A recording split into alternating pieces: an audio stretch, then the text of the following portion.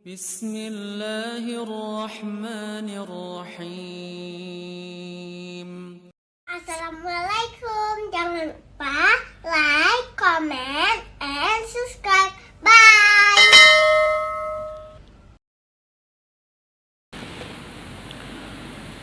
Bismillahirrahmanirrahim. Assalamualaikum warahmatullahi wabarakatuh. Alhamdulillahi rabbil alamin. Wassalatu wassalamu ala ashrafil anbiya'i wal mursalin wa ala alihi wa ashabihi ajma'in. Raditu billahi rabba wa bil islami dina wa bi Muhammadin nabiyya wa rasula. Rabbi shrah li sadri wa yassir li amri wahlul 'uqdatam min lisani yafqahu qawli. Allahumma ij'al jam'ana hadha jam'an marhuma wa tafarruqana min ba'dihi tafarruqan ma'suma. Kaum muslimin dan muslimat sidang jamaah subuh yang dirahmati Allah. Kita lanjutkan kajian kita pada kitab Riyadhus Shalihin yang disusun oleh Imam An-Nawawi yang sudah ditahqiq oleh Syekh Muhammad Sulaiman Al-A'raj. Jadi kita masih di dalam pembahasan masalah azkar, masalah zikir ya. Jadi fadilatul zikir. Jadi zikir yang kita bahas di sini adalah zikir lisan. Jadi bukan zikir qalb. Nanti memang di dalam sebuah kitab judulnya A'malul Qulub, ibadah hati. Jadi Syekh Dr. Yasir Burhami mengatakan zikir itu ada dua. Ada zikir lisan, ada zikir qalb, zikir hati. Jadi zikir lisan itu itulah yang akan kita bahas ini. Ini mungkin terakhir kita bahas tentang zikir lisan. Nanti setelah itu kita bahas pembahasan yang lain. Nanti ada zikir qalb. Zikir qalb itu artinya zikir hati. Ya, jadi zikir dua-dua itu teringat kepada Allah. Jadi makna zikir itu teringat. Maka ketika seorang teringat kepada Allah atau ketika dia mengucapkan sesuatu itu dia teringat kepada Allah. Subhanallah, subhanallah. Artinya maha suci Allah. Astaghfirullah. Alhamdulillah, subuhun quddusur rabbuna wa rabbul malaikati war ruh. Sedangkan zikir hati itu seperti sabarnya sabar zikir hati. Kenapa zikir hati? Ketika dia bersabar, dia teringat kepada Allah. Kemudian tawadhu. Tawadhu itu juga zikir hati.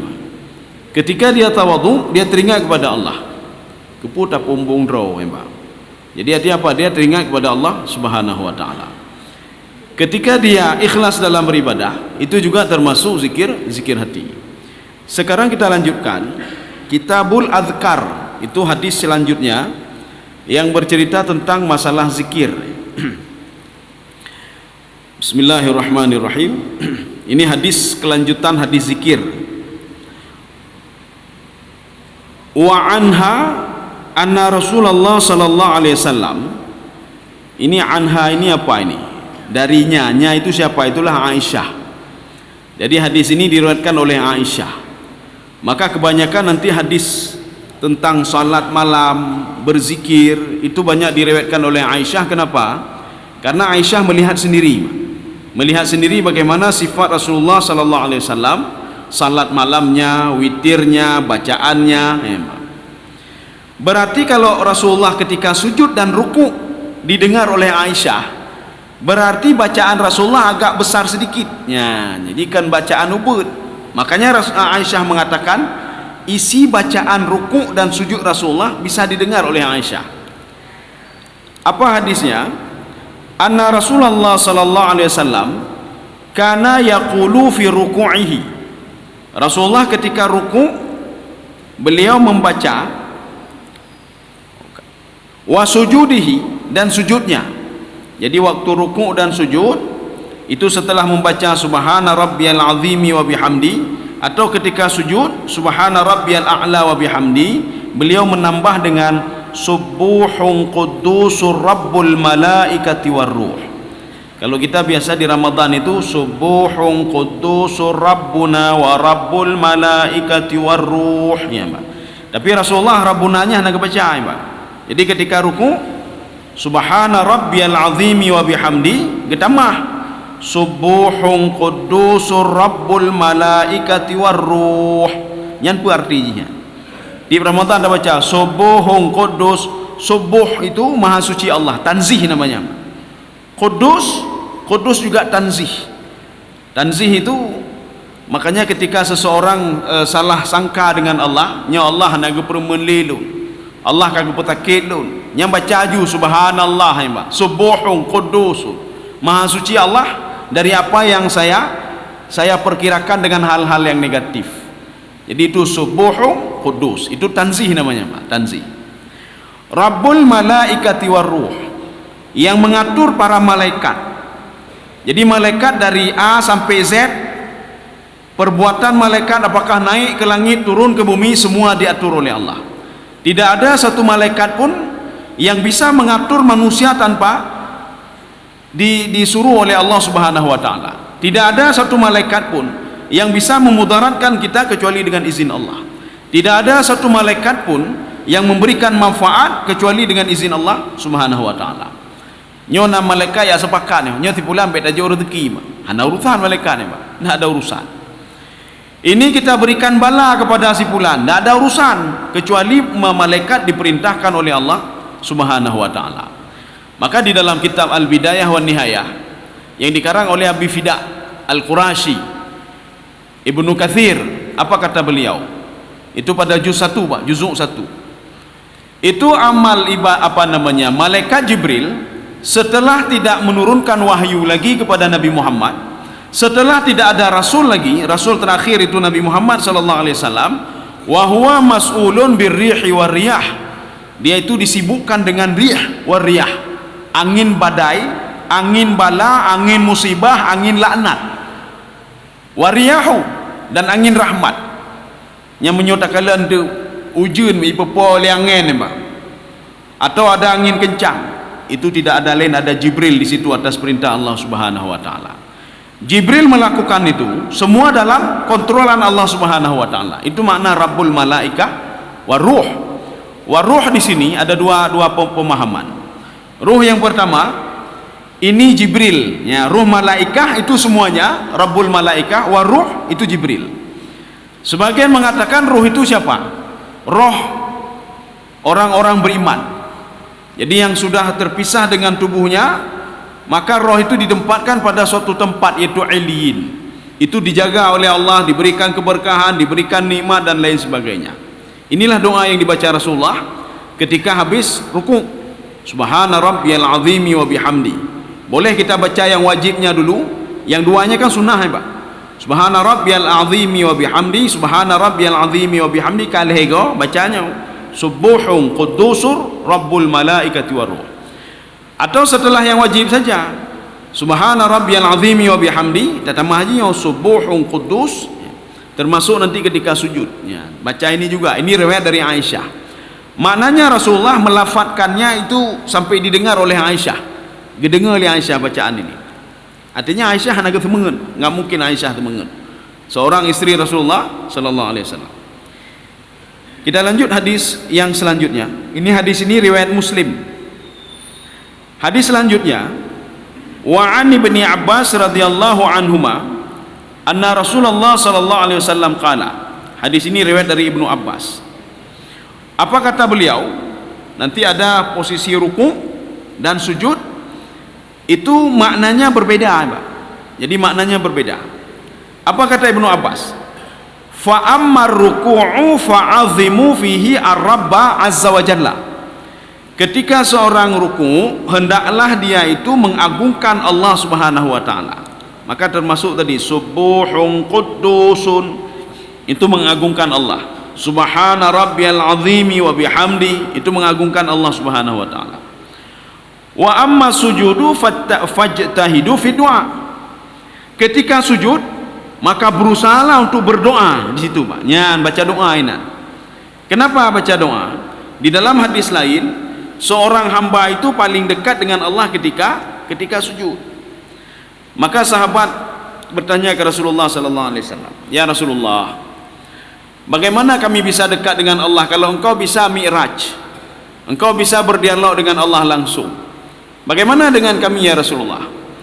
Apa jawab Rasulullah SAW? Mi'rajnya orang mukmin itu adalah salat. Ya, nampak. Maka jika mengeluh dan lain sebagainya, mengeluhlah di dalam salat, Pak. Berdoalah di dalam salat.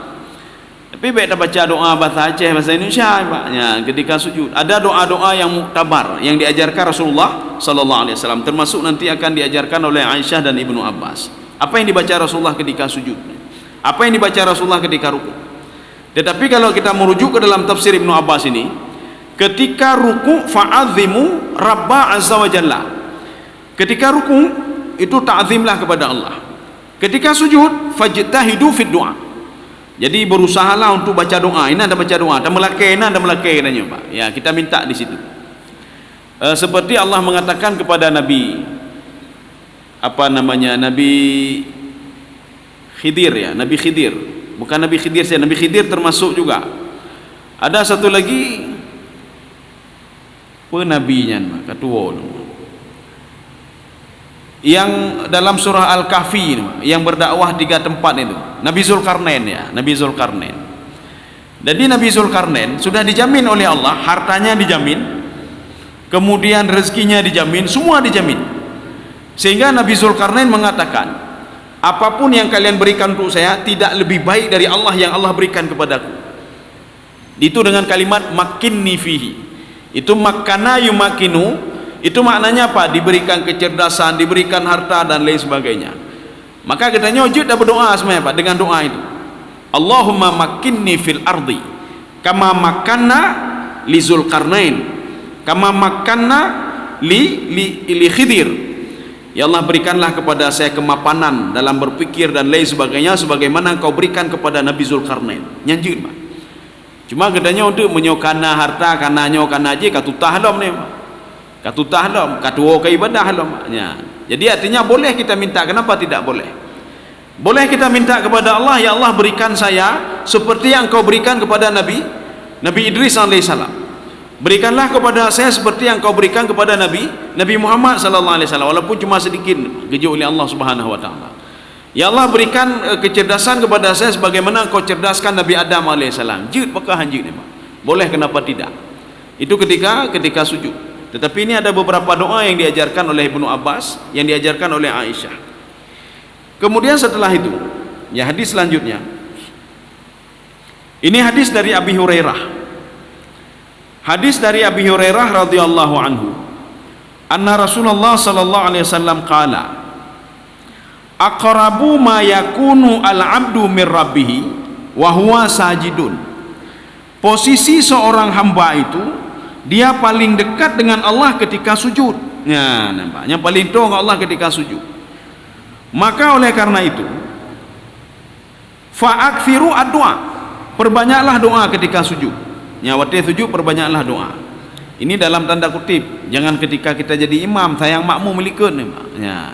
Jadi kalau mau perlama sujud, maka salat sunnah lah, apakah qabliyah atau ba'diyah atau bangun tahajud atau salat witir atau mau salat duha nanti. Perbanyaklah doa di situ ketika sujud. Ya. Jadi jangan kalau sedang berjamaah nanti mengganggu jamaah. Jamaah ada yang mau keluar cepat dan lain sebagainya. Kaum muslimin sedang jamaah yang dirahmati Allah Subhanahu wa taala. Ini sama seperti begini. Salat 2 rakaat salat subuh. Jadi ketika Rasulullah kan pernah mengatakan, sejelek-jeleknya manusia itu pencuri salat, ya, Pak. Pencuri salat. Bagaimana pencuri salat? Yang mendahului imam. Tapi bagaimana kalau seandainya makmum kata tak perut, Pak, ini pergi panjara ni, Pak. Nya imam trip tak yang baca, Pak. Trip tak baca, Pak. Baca ayat panjang dah, Pak. Atau mau rakaat terakhir. Lama sekali beliau salam, Pak. Nyopruk kata tak yang pergi panjara. Ya. Nanti coba dilihat dalam kitab Al-Fiqhul Islami wa Adillatuhu. Syekh Wahbah Zuhaili mengumpulkan beberapa pendapat ulama di situ. Beliau mengatakan apa? Ketika kamu tidak sanggup lagi mengikuti imam, nyopruk kata hana kemahli tangga, maka faraklah terhadap imam dan kemudian langsung salam, walaupun imam belum salam lagi. Nya nabi yang pelung juga diwiti, Pak. Jadi artinya kalau kita mengikuti imam pada rakaat pertama saja, atau pada rakaat pertama 3/4 kita ikuti, maka pahalanya ya segitu. Maka sisanya itu dianggap kita salat sendiri ya Pak, salat sendiri. Karena menyota lanjut dah hana kemah dia likut, hana kemah ya Pak. Ketika salat roh tebi tempat tu. Ya, jadi artinya kita cepatkan salam tapi niatkan farak, kemudian setelah itu kita keluar, pergi ke WC. Kaum muslimin sedang jemaah yang dirahmati Allah Subhanahu wa taala. Ya, ini termasuk juga doa yang diajarkan oleh Rasulullah sallallahu alaihi wasallam. Yang diajarkan oleh Rasulullah melalui Abi Hurairah. Karena Abi Hurairah pernah mendengar Rasulullah membaca doa ini. Apa doanya?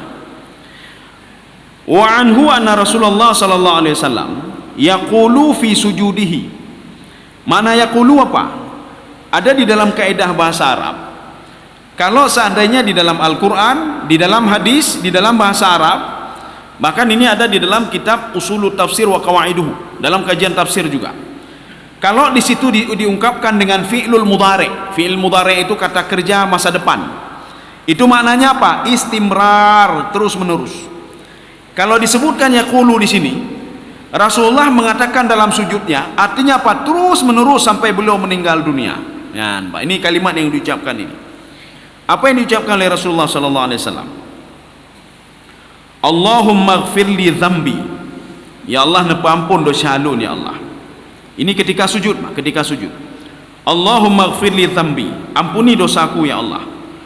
Kullahu, semuanya ampuni ya Allah. Ya, yang kita praktekkan juga, tapi dalam salat sunnah nanti. Baik teman yang wajib, tayang makmum. Allahumma ighfir li dhanbi kullahu. Ya Allah, nepa ampun dosa alun, mandum dosa nepa ampun ya Allah. Diqahu wa jillahu. Apakah dosa itu sangat detil sekali, atau dosa itu apa namanya, dosa detil yang tidak nampak atau dosa yang nampak? Dosa detil bakiban gedanya ku ke go apakah detil sekali mak, enggak ada yang tahu mak, atau kita dengki sama orang lain, atau muncul sifat ria dalam hati mak, nya nepa ampun ya Allah. Awaluhu wa akhirahu. Apakah dari pertama saya bangun tidur sampai saya tidur lagi nepa ampun dosa alun ya Allah. Makanya Rasulullah SAW memberikan solusi. Kalau mau tidur, ambil wudhu lah. Ya, ambil wudhu lah. Ini dalam Rasulullah SAW, ketika beliau ngomong ambil wudhu lah, ucapan Rasulullah itu bukan ucapan ini fadilah wudhu, tidak. Tetapi dalam kajian tasawuf itu, Pak. Dalam kajian tasawuf. Ya, ini kita ngomong berkali-kali, tapi tidak apa-apa supaya kita bisa bedakan. Di dalam fikih itu ada kajian ambil wudhu. Dalam kajian tasawuf, coba lihat nanti dalam kitab Ihya Ulumuddin pada juz 1 itu ada kajian tentang fadilatul wudhu. Kalau kita sebagai orang awam, kita melihat, oh mak apa dua-dua letak lagu. Dalam fikih sudah ada wudhu, di dalam tasawuf sudah ada wudhu. Untuk apa itu? Mbak, wudhu di dalam fikih itu kajiannya apa? Bagaimana menghilangkan najis, bagaimana cara membasuh muka, cara membasuh tangan, bagaimana supaya sah wudu. Ya, itu dalam kajian fikih. Dalam kajian tasawuf, untuk apa wudu itu? Nyan hakikat wudu membersihkan hati. Nyan wudu apa? Menghilangkan dosa. Nyan wudu. Maka ketika Rasulullah SAW mengatakan, sebelum kamu tidur berwudulah kamu. Maknanya apa? Kita melihat makna tasawuf, bukan kita melihat makna fikih. Kalau melihat makna fikih, wudu itu sebagai sahnya salat.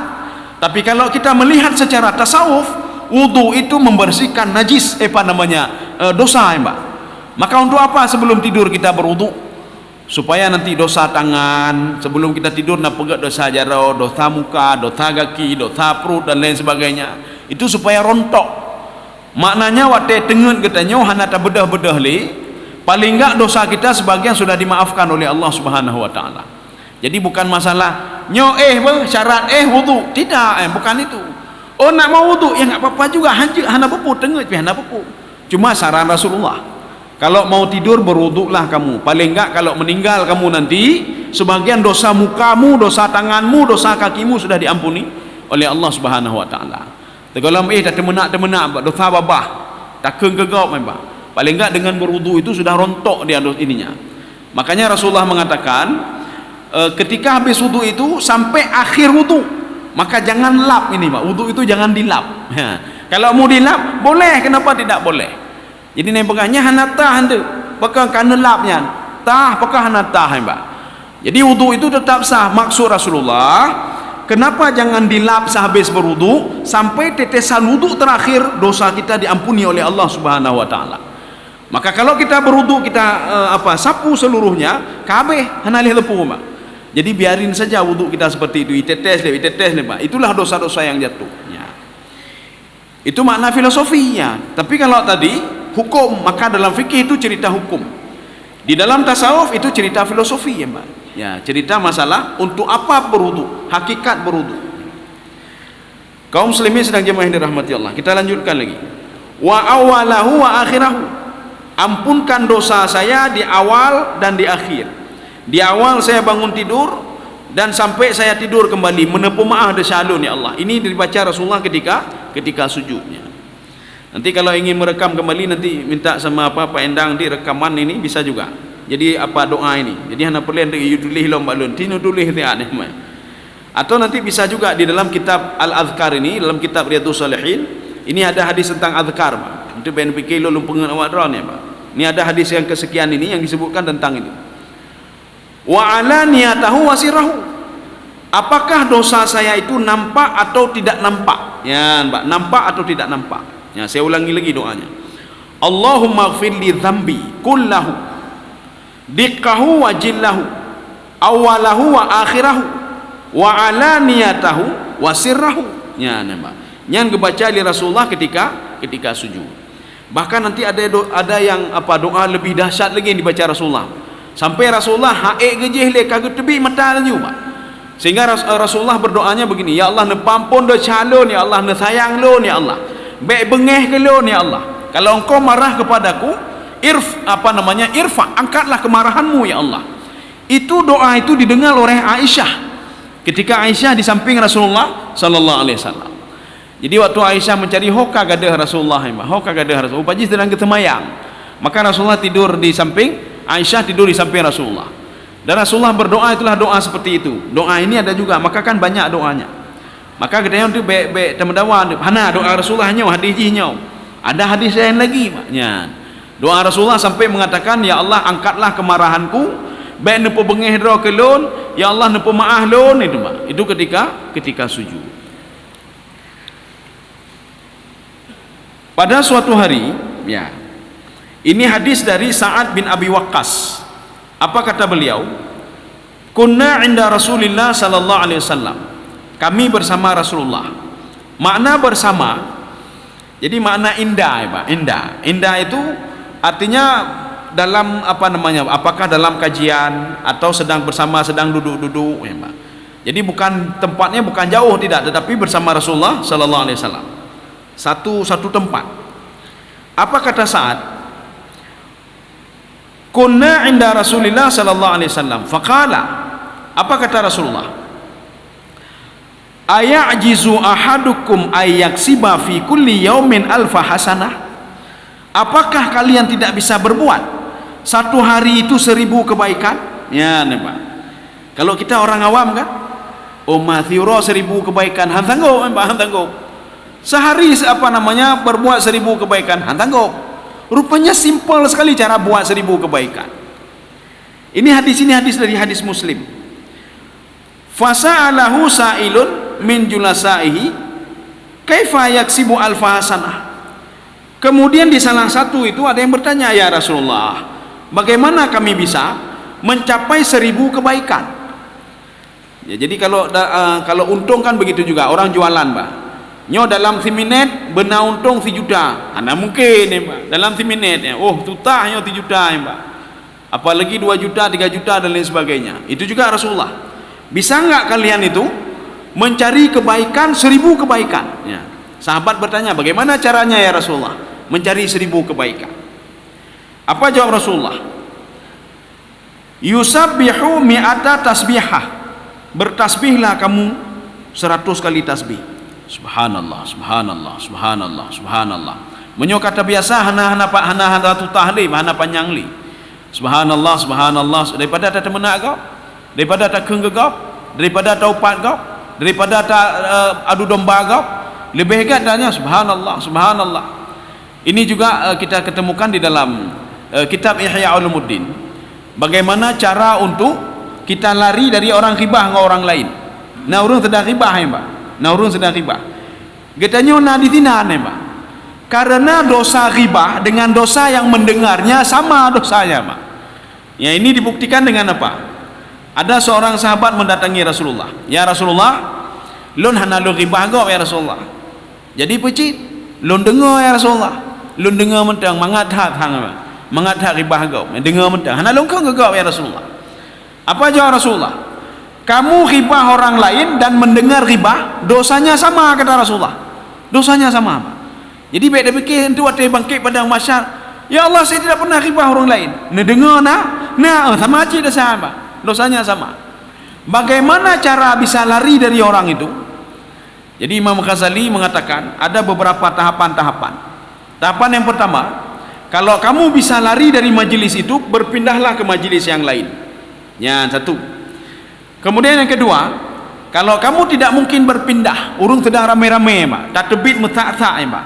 Bagaimana caranya? Bertasbihlah di dalam hatimu. Subhanallah, subhanallah, subhanallah, subhanallah. Jadi benda subhanallah, subhanallah. Pelom Pak. Yang sama mentau Pak. Jadi setelah subhanallah tanyalah kiban cerita benar Pak. Habis kiban cerita benar astagfirullah, subhanallah, subhanallah Pak. Yang keliru cinya. Jadi maksud Imam Al-Ghazali supaya hati kita terputus dengan orang yang ghibah tadi. Maka ucapkanlah, berzikirlah kepada Allah. Apakah subhanallah, alhamdulillah atau astaghfirullahaladzim. Dalam hati mendang Pak, subhanallah, subhanallah. Karena hanya mungkin dah debit. Maka Rasulullah mengatakan, kalau kamu ingin dapat 1000 kebaikan, kan tertuh 1000 kebaikan. 1000 kebaikan itu apa? Ya, nampak. Tenang hati, tamong 1000 kebaikan. Ketenangan jiwa, ketenangan hati, keberkahan. Hai tak kira le, Pak. Hai tak kira le. Menyuthirona katanya 100 kali subhanallah, subhanallah, subhanallah, subhanallah. Tertuh kau dah ucapkan ya. 1000 kebaikan akan datang sama kita. Apakah anak kamu leget demah je, kamu lenyo demah 1000 kebaikan, bukan 100 kebaikan. Dengan mengucapkan tasbih 100 kali, tertuh kau. Fatuk sabu, fataks apa ni? Fayuk tabulahu alfu hasanah. Maka dia akan ditulis 1000 kebaikan bagi dia. Atau kata Rasulullah, yuhattu anhu alfu khati'ah. Akan diampuni 1000 kejahatan. 1000 kejahatan diampuni oleh Allah Subhanahu wa taala. Kita lanjutkan hadis selanjutnya. Nanti ada yang bertanya-tanya nanti bagaimana cara saya bersedekah peng tan taputan Pak. Hana peng Pak. Urang gatin. Gimana cara bersedekah? Ini pernah Rasulullah sallallahu alaihi wasallam ketemu dengan sahabat beliau. Sahabat beliau ahli ibadah. Rupanya ketika sudah azan berlangsung, masuklah orang-orang beriman juga, cuma orang kaya-kaya, Pak. Di dalam masjid itu sudah ada dua kubu. Ada kubu orang beriman kaya, satu lagi kubu orang beriman miskin, gatin, Pak. Rupanya setelah salam, itu orang kaya tadi keluar, Pak. Karena mereka banyak duit, mereka bersedekah. Sehingga membuat orang mukmin yang miskin tadi merasanya Pak, hati Pak, awaknya mangat. Katanya hanya dah sedekah Pak, hanya dah sedekah katanya. Mereka bisa bersedekah habis beribadah, katanya hanya dah sedekah. Akhirnya mereka melapor ke Rasulullah. Ya Rasulullah, mereka salat bersama kami, berzikir bersama kami, semua bersama kami. Tapi tatkala ingin bersedekah kami tidak punya duit ya Rasulullah. Mereka lebih unggul dibandingkan kami ya Rasulullah, karena mereka orang kaya. Apa kata Rasulullah? Tidak. Kalian juga bisa seperti mereka. Bagaimana ya Rasulullah? Bertasbihlah yang banyak. Itu kalian sudah bersedekah untuk diri kalian sendiri, kata Rasulullah. Ya, Pak. Rupanya sedekah aja, Pak. Sedekah katanya. Sedekah untuk sendiri. Kita berinfak itu sedekah untuk sendiri. Kita bayar zakat itu sedekah untuk sendiri, Pak. Ya, sedekah untuk sendiri. Walaupun itu nanti untuk orang lain juga. Itu berlaku juga untuk orang lain. Itu sedekah. Maka sedekah itu luar biasa pahalanya. Makanya Nabi Musa alaihissalam ketika beliau sudah salatnya, beribadah. Nabi Musa salat, bukan tidak salat, Pak. Bagaimana sifat salat Nabi Musa alaihissalam? Yusalli rak'ataini ghadatan. Ini ada dalam tafsir Al-Qurtubi, Pak. Yusalli rak'ataini ghadatan wa yusalli rak'ataini asya'an. Beliau salat 2 rakaat di waktu pagi, 2 rakaat di waktu malam. Apa kata beliau kepada Allah? Ya Allah, saya sudah berbuat ibadah yang dahsyat sekali. Apa itu? Salat. Biasa saja itu. Biasa saja itu. Pula yang lain. Ya Allah, saya sudah melakukan ini, melakukan. Biasa saja itu. Saya sudah berzikir. Biasa saja itu, kata Rasul, kata Allah Subhanahu wa taala. Ya Allah, tunjukkan amal ibadah yang luar biasa ya Allah. Allah mengatakan kalau kamu salat itu untukmu sendiri. Kalau Terima kasih.